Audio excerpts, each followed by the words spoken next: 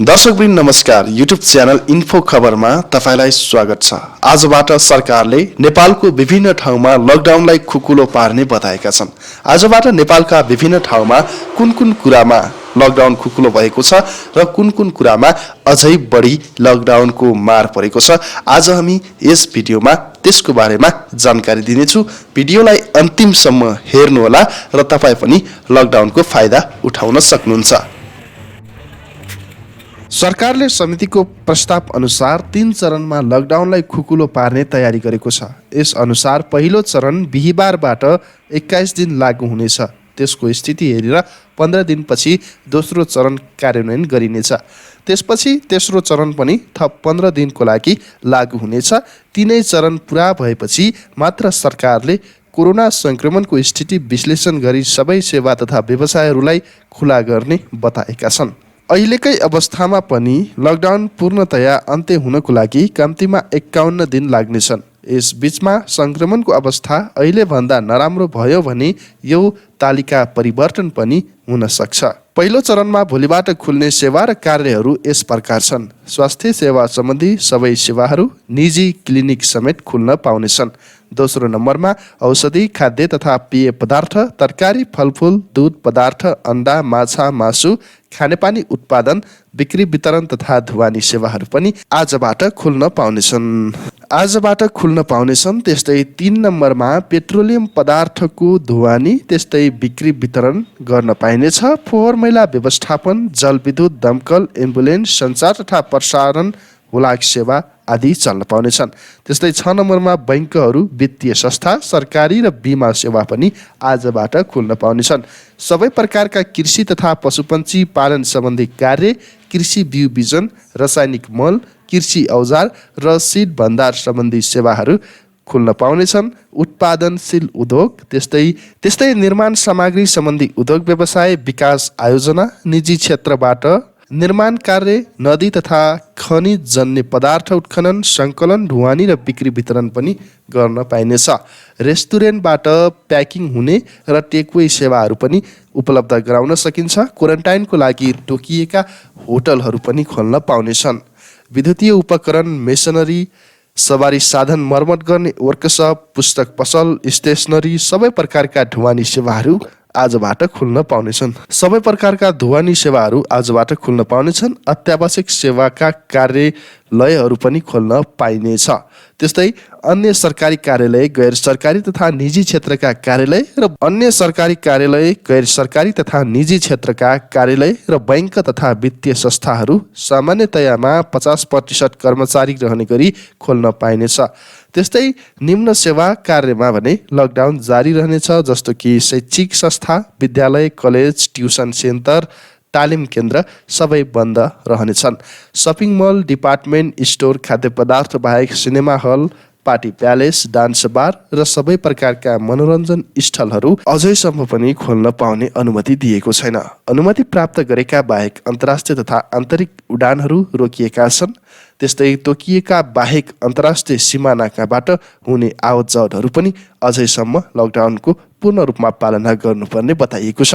सबै प्रकारका महोत्सव, जात्रा, मेला, सभा, सम्मेलन, प्रदर्शन, त्यस्तै 25 जनाभन्दा बढी सहभागी हुने बैठक, गोष्ठी, तालिका, सेमिनार, सबै प्रकारका धार्मिक तथा सामाजिक स्थलहरू, त्यस्तै स्विमिङ पुल, जिमखाना, साउना, स्टिम लगायतका health club, massage centre, salon, beauty parlour, यी सबै क्षेत्रहरू अझै पनि खोल्न नपाउने बताइएको छ।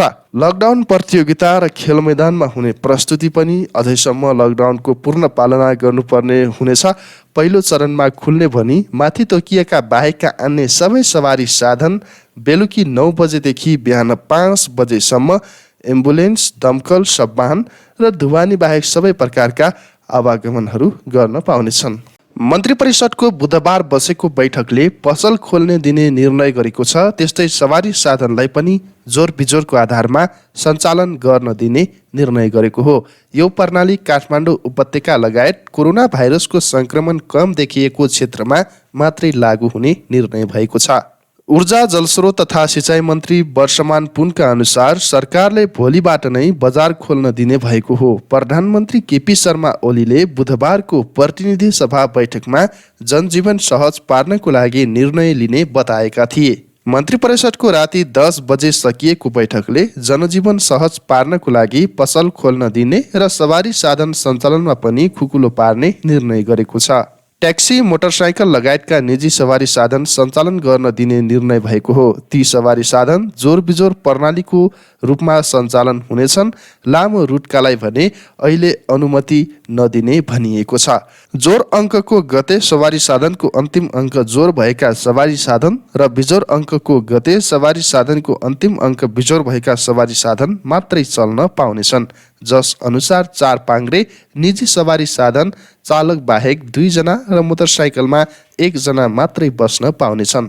मन्त्री परिषदको बैठकले लकडाउन खुकुलो पार्ने मोडालिटी तय गरेको हो। जनजीवन सहज पार्नको लागि मन्त्री परिषदले गरेको सबै निर्णय र लकडाउन खुकुलो पार्ने मोडालिटी बिहीबार मात्रै सार्वजनिक भएको छ।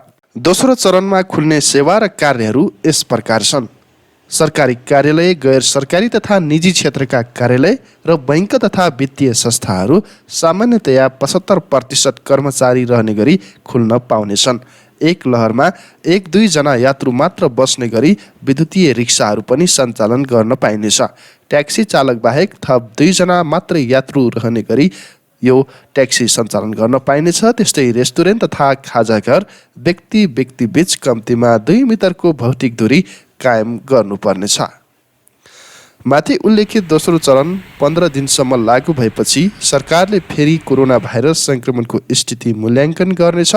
स्थिति अनुकूल रहेमा थप 15 दिनको लागि तेस्रो चरण लागू गरिनेछ। तेस्रो चरणमा खुल्ने सेवा र कार्यहरू यस प्रकार छन्। सरकारी कार्यालय, गैर सरकारी तथा निजी क्षेत्रका कार्यालय सङ्क्रमणको जोखिम विश्लेषण गरी 100 भन्दा कम सक्रिय केस भएमा अन्तर जिल्ला आवागमन गरिनेछ। सीट क्षमताको आधार व्यक्ति रहने गरी सबै प्रकारको सवारी साधनहरू चल्न पाउनेछन्। आन्तरिक हवाई उडान, त्यस्तै hotel, lodge, resort, travel agency, पदयात्रा, पर्वतारोहण सबै कुराहरू खोल्न दिनेछ। अन्तर्राष्ट्रिय हवाई उडानको बुकिङ, त्यस्तै शिक्षण संस्था परीक्षा प्रयोजनको लागि मात्र खुल्न पाउनेछ।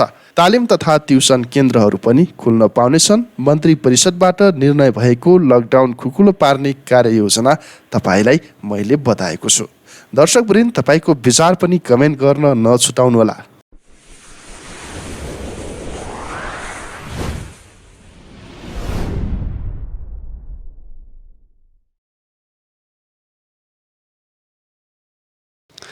सरकारको विरोधमा बालुवाटारमा प्रदर्शन भइरहेको छ। कोरोना भाइरस कोभिड-19 को महामारी नियन्त्रणको लागि सरकार गम्भीर नभएको र प्रयासहरू एकदमै फिटलो भएको कारणले विवेकशील नेपाली दल र डाक्टर गोविन्द केसी समर्थकहरू आज प्रधानमन्त्रीको सरकारी निवास बालुवाटार अगाडि प्रदर्शनमा उत्रिएका छन्। प्रहरीहरूले प्रदर्शनकारीलाई पानीको फोहरा हानेको थियो। सोही क्रममा प्रहरी र प्रदर्शनकारी बीच झडप पनि भएको हो।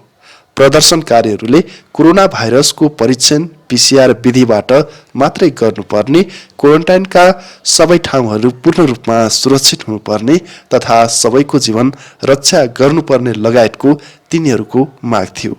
कोरोना भाइरस कोभिड-19 को महामारी नियन्त्रणमा सरकारले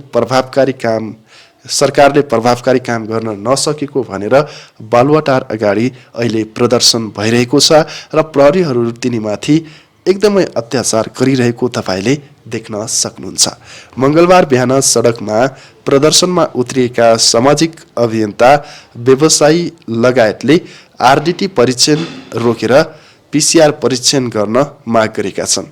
सरकारले कोरोना नफैलियोस् भनेर निरन्तर लकडाउन गरेको आज 78 दिन भएको छ। आज 78औं दिनमा काठमाडौँवासीले खोलेका पसलहरू बन्द गर्न सरकारले मंगलबार बिहानैदेखि सडकमा प्रहरीहरू परिचालन गरिरहेको छ। न्युरोडमा प्रहरीले बल प्रयोग गरेर पसलहरू बन्द गराएका छन् भने बानेश्वर लगायतका अन्य ठाउँमा पनि सरकारले प्रहरी परिचालन गरेर सरकारको तर्फबाट सबै किसिमका पसलहरू बन्द गराउने प्रयास भइरहेको छ। सरकारले चैतको 11 गतेदेखि लकडाउन गरेको हो। सरकारसँगै काठमाडौँ उपत्यका र अन्य भूगोलसँग जोडिएका नाकाबन्दीहरू सबै पूर्ण रूपमा लकडाउनको मारमा परेका छन्। काठमाडौँमा जति पनि कोरोना देखिएको छ, सनसिटी र त्योभन्दा अगाडिको केस बाहेक अन्य सबै केसहरू लकडाउनको बेला बाहिरबाट उपत्यकामा प्रवेश गरेका व्यक्तिहरूमा मात्रै कोरोना भाइरस देखा परेको छ। यस अर्थमा कोरोना भाइरस काठमाडौँमा भने देखिएको छैन। सरकारले लकडाउनलाई कार्यान्वयन गर्न नसक्दा काठमाडौँमा फाटाफुट्ट केसहरू भित्रिएका हुन्। अन्यथा कुनै पनि केसहरू काठमाडौँमा अहिलेसम्म पनि भेटिएका छैनन्। तर सरकारले काठमाडौँ लगायतका विभिन्न ठाउँमा लकडाउन पूर्ण रूपमा जारी गरेको छ।